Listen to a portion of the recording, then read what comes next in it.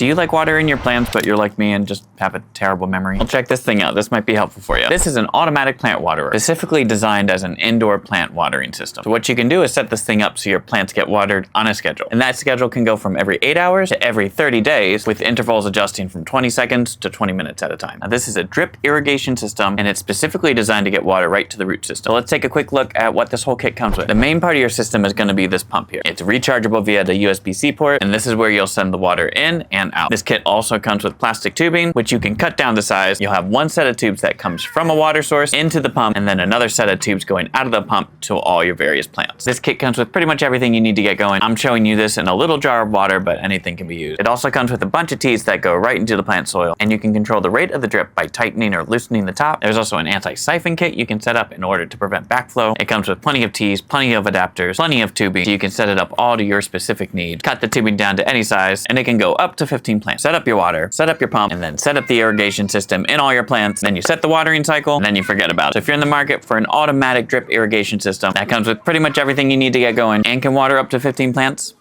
maybe this is for you.